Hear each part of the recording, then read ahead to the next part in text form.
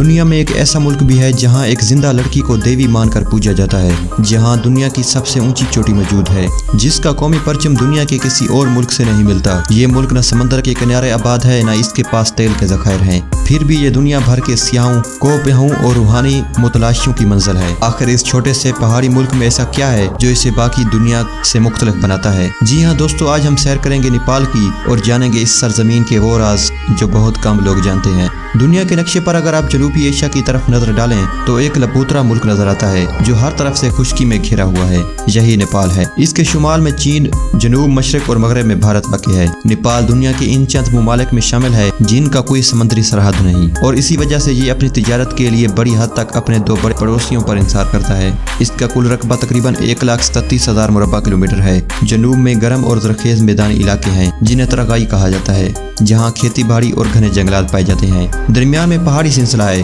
और खूबसूरत वादियाँ हैं जहाँ ज्यादातर आबादी रहती है, और दारुल हुकूमत खंडरो भी इसी खिते में वाक़ है।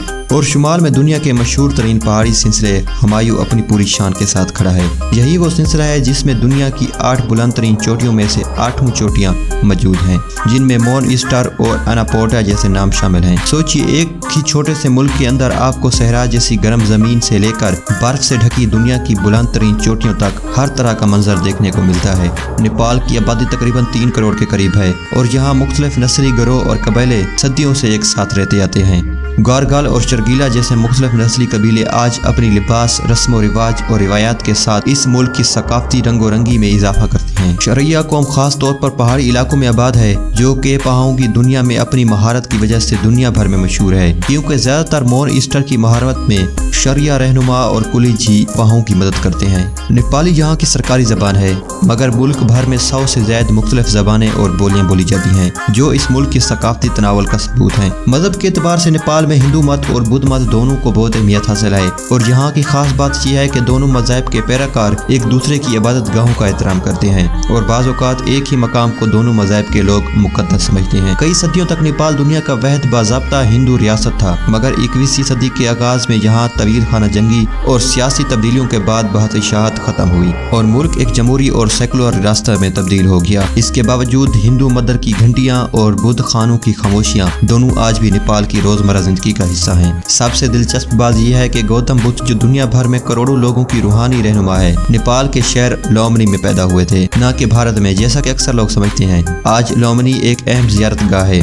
जहां दुनिया भर से बुद्ध मजहब के पैराकार आते हैं। नेपाल का दारुल हुकूमत खंडरो एक ऐसा शहर है जो कदीम और जिद्दत के संगम पर खड़ा नजर आता है। तंग गलियां, लकड़ी से बनी सदियों पुरानी इमारतें, पेचीदा नक्शो नगार वाले मंदिर और साथ ही जदीद बाजार, होटल और ट्रैफिक से भरपूर सड़कें, ये सब कुछ एक ही शहर में मिलता है। खंडरो वादी में कई ऐसी तारीखी मकामात हैं जिन्हें यूनेस्को ने आलमी सकाफती विरासत करार दे रखी हैं। इन्हीं में शामिल है पश्तून नाथ मंदिर, जो दुनिया भर के हिंदुओं के लिए एक मुकद्दस मकाम समझा जाता है और जहां बगमाती नदी के किनारे रिवायती रस्मात अदा की जाती हैं। इसी तरह समात नाथ भी एक अहम मकाम है, जिसे मकामी लोग बंदर मंदिर भी कहते हैं, क्योंकि यहाँ बंदरों की तादाद बड़ी तादाद में आज़ाद घूमती नजर आती है और यहाँ से पूरी खंडरो वादी का शानदार नज़ारा देखने के काबिल होता है। अगर बात करें नेपाल के सबसे हैरान कुन रिवायात की, तो कुम्हार का जिक्र लाजमी बनता है।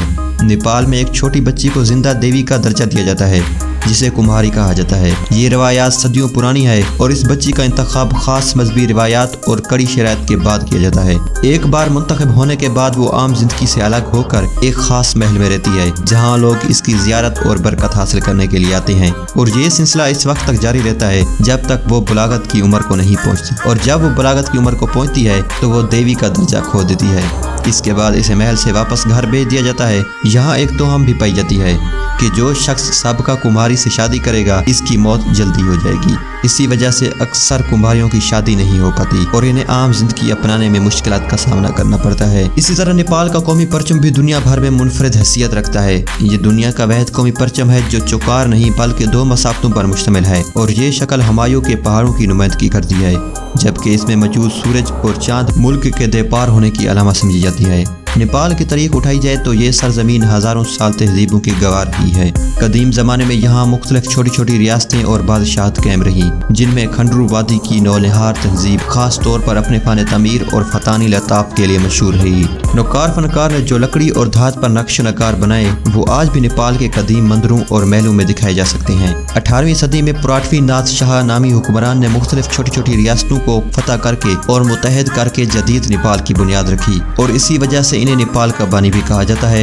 इसी दौर से नेपाली फौजियों की बहादुरी की कहानियां भी जन्म लेना शुरू हुई, जो बाद में गौरगल फौजियों के नाम से दुनिया भर में मशहूर हुए। इनके बारे में कहा जाता है कि इनका एक कारगिल सिपाही मैदान जंग में कभी पीठ नहीं दिखाता। नेपाल कभी भी किसी गैर मुल्की ताकत का मुकम्मल बाज़ाब्ता नौबाती हिस्सा नहीं बना और यही बात इसे जनूबी एशिया के दीगर ममालिक से मुमताज़ बनाती है। 20वीं सदी के आखिर और 21वीं सदी के आगाज में नेपाल ने एक तवील दाखिली तनाज़े का सामना भी किया, जिसके बाद मुल्क में बड़ी सियासी तब्दीलियां आई और बिलाखिर एक नई जमहूरी दौर शुरू हुआ। नेपाल का जिक्र हो और मोर ईस्टर का जिक्र ना हो तो ये मुमकिन नहीं। हर साल दुनिया भर के सैकड़ों कोपहा इसी उम्मीद के साथ नेपाल आते हैं कि वो जमीन की सबसे बुलंद मकाम पर कदम रखेंगे। ये सफर इंतहाई मुश्किल और खतरनाक है। बर्फानी तूफान, शदीद सर्दी, ऑक्सीजन की कमी और जिस्मानी थकावट, हर कदम पर मौत का खतरा मौजूद रहता है और अब तक सैकड़ों कोपहा ये छोटी सर करने की कोशिश में अपनी जान गंवा चुके हैं। इसी वजह से ईस्टर को सिर्फ एक पहाड़ नहीं बल्कि इंसानी आज़म और हिम्मत की सबसे बड़ी आजमाइश समझा जाता है।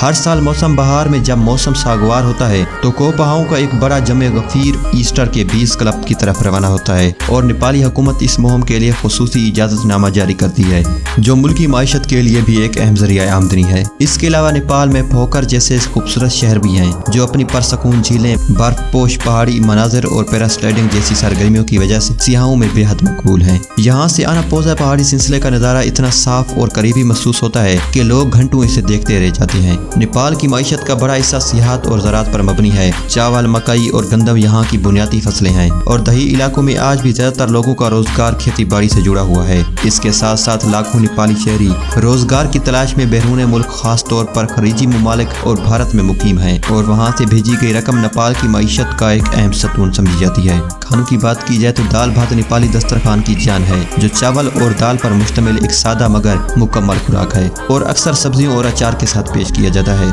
इसके अलावा मोमपो, जो गोश्त और सब्जियों में भरे छोटे छोटे पकोड़े होते हैं, पूरे जनूबी एशिया में मकबूल हो चुके हैं और इन्हें नेपाल की सबसे मशहूर रिवायती डिश समझा जाता है। सर्दियों के मौसम में गरम गरम मोमपो का जायका नेपालियों के लिए किसी खास लम्हे से कम नहीं होता। जब हम नेपाल को देखते हैं तो एक ऐसा मुल्क नजर आता है जो एक तरफ कदीम रवायात और मजहबी इकायत का मरकज है और दूसरी तरफ दुनिया की सबसे बुलंद चोटी के साए में इंसानी हिम्मत और आज़म की दस्तान भी रकम करता है। यहाँ के मंदिरों की घंटियाँ, बर्फपोश पहाड़ की खामोशी और लोगों की सादगी, ये सब मिलकर नेपाल को एक ऐसा मुल्क बनाती हैं जो रकबे में छोटा जरूर है मगर अपने अंदर एक पूरी दुनिया समाये हुए हैं। यही वजह है कि सदियों से मुसाफिर ज़ायरीन कोपहा इस सरजमीन की तरफ खींचे चले जाते हैं और यही नेपाल की असल खूबसूरती है। दोस्तों, अगर आपको नेपाल का यह सफ़र पसंद आया हो तो वीडियो को लाइक कीजिए, चैनल को सब्सक्राइब कीजिए और कमेंट में ज़रूर बताएं कि आप अगली डॉक्यूमेंट्री किस मुल्क के बारे में देखना चाहते हैं।